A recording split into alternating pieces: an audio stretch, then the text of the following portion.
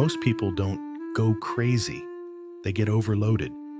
The mind isn't a light switch, it's a circuit board. Add enough voltage, fear, shame, silence, and even the smartest circuitry starts to smoke. Today, we're diving into the brutal past behind what people casually call madness.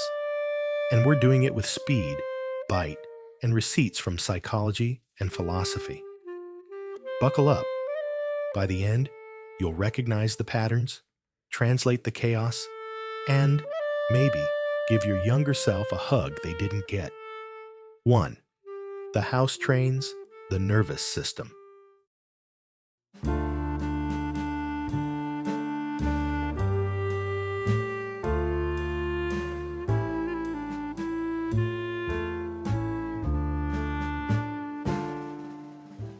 If you grew up tiptoeing through a minefield, unpredictable anger, weaponized silence, smiles for the neighbors, your body learned survival as a full-time job. That's not drama, it's conditioning. Hypervigilance isn't a personality quirk, it's a nervous system on night shift. Think of it like installing motion sensors, tripwires, and guard dogs in your brain, and then leaving them on during breakfast. If your body became the alarm system, your identity became the disguise. Let's talk masks. 2. The persona is a costume, not a core. Kids read rooms like FBI profilers. They learn, if I'm funny, they won't fight. If I'm perfect, they'll finally see me. That's the persona, your socially acceptable costume. It's useful until it starts living your life for you. When being okay pays better than being honest, the mask gets tenure. You don't feel fake. You feel exhausted because you're carrying two of you, who you are and who keeps you safe. But what happens to everything that doesn't fit the costume? It doesn't disappear. It moves downstairs. 3. Meet the shadow, the storage closet of the psyche. The shadow is the box where we stuff all the unwanted. Anger, grief, neediness, desire, terror, tenderness. You don't throw those parts away, you hide them. Congratulations, you just opened a high-pressure container without a pressure valve. Repression is like ghosting yourself. The texts keep coming, just from an unknown number. Ignore them long enough, and the unknown number starts calling at 3 a.m. And if repression is the pressure, denial is the duct tape. Spoiler, duct tape melts. 4. Denial is the gas that fuels the fire. Here's the cruelty of a brutal past. Not just what happened, but that no one named it. When the story you live isn't the story you're allowed to tell, reality itself gets fuzzy. We call that gaslighting. Your mind tries to choose. Do I trust my senses, or do I keep belonging? Most kids choose belonging. Adults inherit the invoice. You don't lose reality. You lose permission to believe it. Without permission to believe your reality, the brain starts making its own. And that's where madness gets misread. 5. Patternicity, when chaos demands meaning. Brains hate static. They're pattern-hungry machines. When your inner world is a mess, you'll try to decode everything. The streetlight flicker, the radio lyric, the stranger's glance. Is it a sign? Technically, yes. It's a sign your mind is starving for order. People point and say, he's lost it. But you're not chasing magic. You're chasing certainty. Meaning-making is a survival algorithm. Once meaning spins, relationships combust. Because intimacy is the X-ray of the self. 6. Attachment makes love a minefield. If the original love was unpredictable, adult love feels like walking through a museum with a backpack full of bowling balls. Touch anything wrong, and alarms blare. So you test people. You push them away. You beg them to stay. You stage a breakup with a return ticket. It's not manipulation. It's a terrified nervous system rehearsing abandonment so it doesn't get surprised again. And when rehearsing doesn't work, we graduate to the next defense: performance. 7. Performance addiction. When you outsource worth, you become hyper-competent, charming, helpful, productive. You read the room, crush the task, save the day. And then at 2:17 a.m., you stare at the ceiling like a philosopher who just realized Wi-Fi is an illusion. Why? Because applause cannot metabolize pain. You can't outachieve an unlived childhood. Hustle is a brilliant anesthetic. It's just a terrible cure.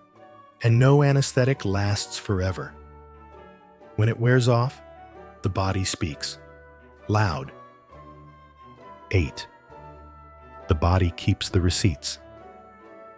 Trauma isn't just a memory. It's muscle memory.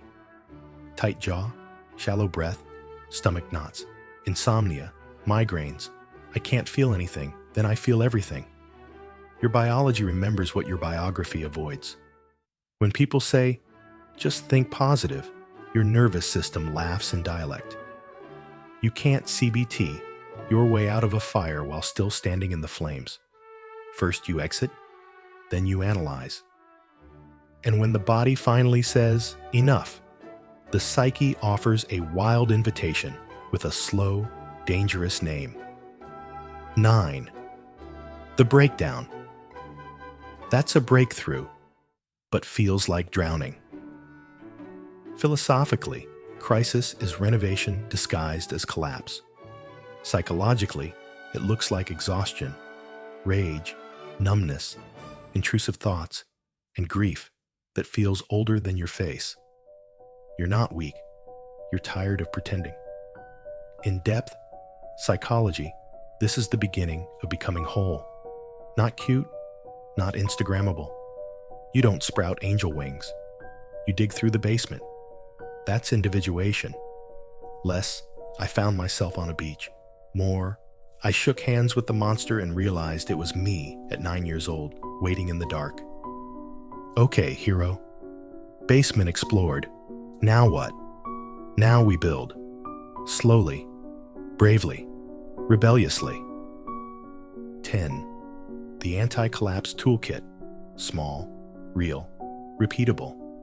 Start with radical permission. Name what happened. Name what didn't. You deserved consistency. You didn't get it. That sentence isn't self-pity. It's a map.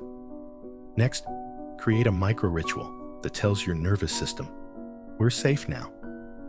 10 slow breaths before you open your phone. A 3-minute field check after lunch. A 5-line journal each night. What did I feel? Where did I feel it? What did I need? What did I do? What will I try tomorrow? Find a therapist who treats you like a co-researcher, not a diagnosis code. Somatic work if you live in your head. Parts work if you live in your mask. Trauma-informed CBT if your thoughts drive you like a stolen car. Learn to do repair in relationships. I got scared. I got defensive. Here's what I wish I'd said. Because secure attachment is built, not born. And finally, practice undramatic honesty.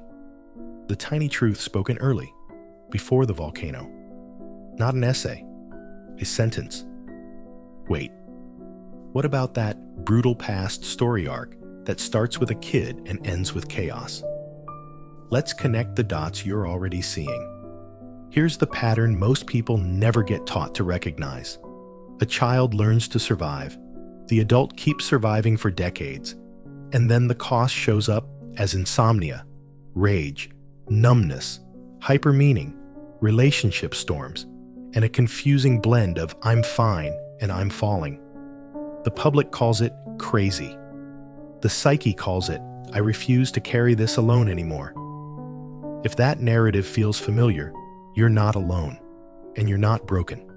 You're buried. Many modern trauma narratives map this arc. Childhood hypervigilance, denial, false self, numbing, pattern hunting, collapse, then slow repair. Speed round, rapid-fire insights and mini hooks to keep your brain sprinting. The false self isn't evil. It's overworked. Thank it for its service, then clock it out. When the mask clocks out, the shadow clocks in. Ready to meet the night shift? Numbness isn't the absence of emotion. It's your system on power-saving mode. Flip one switch at a time. Start with breath, not biography. Signs from the universe might be your brain practicing safety drills. When you can name the feeling, you can retire the fire alarm. Anger is grief in a leather jacket. It looks tough. It's carrying a love story with no landing. Park the bike. Ask the grief what year it thinks it is. Self-sabotage is self-protection in outdated clothing. Update the wardrobe. New boundaries. Same body. Healing rarely feels heroic. It feels embarrassingly ordinary. Food, sleep, sunlight, saying no. Boring is brave when you've only ever known chaos. The mind is a storyteller. Give it a better plot. Less, why am I like this? And more, what do I need right now? Curiosity turns shame into data.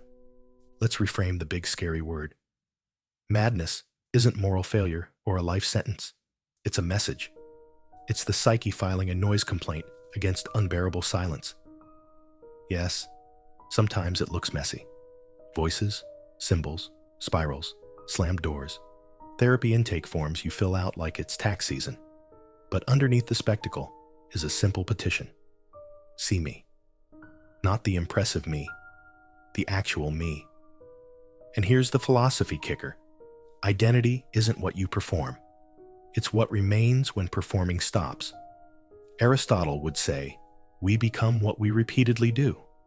Jung would add, and what we repeatedly refuse to look at becomes our fate.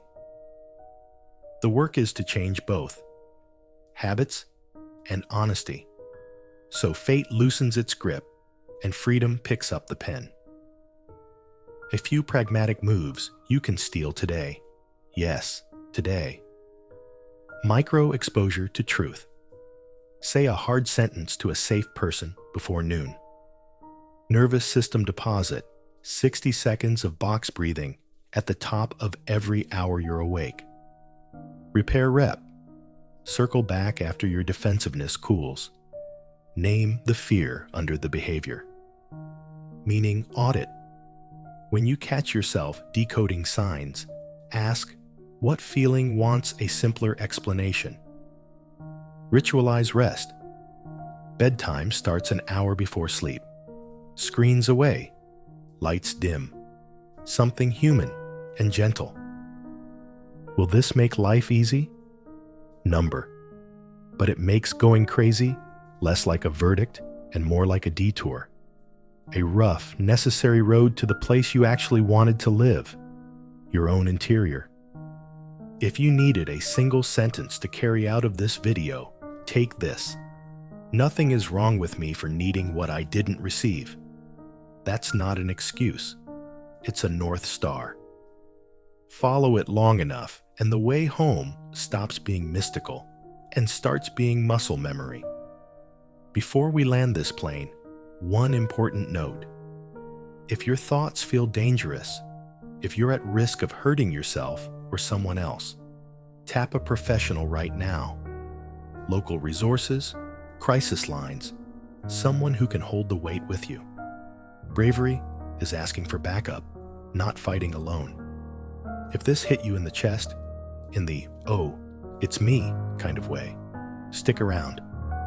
Around here, we don't chase perfection. We practice truth in small, repeatable doses. Subscribe to Percepta Matrix. Join this psychology universe and grow your perspective with us. Drop a comment with the one line you're taking into your week. Share this with someone who needs a softer story about their crazy, and watch the next video in this series. the 3 fastest ways to unmask the false self without detonating your life. You're not broken. You're buried. Let's dig you out. Cleverly, compassionately, consistently.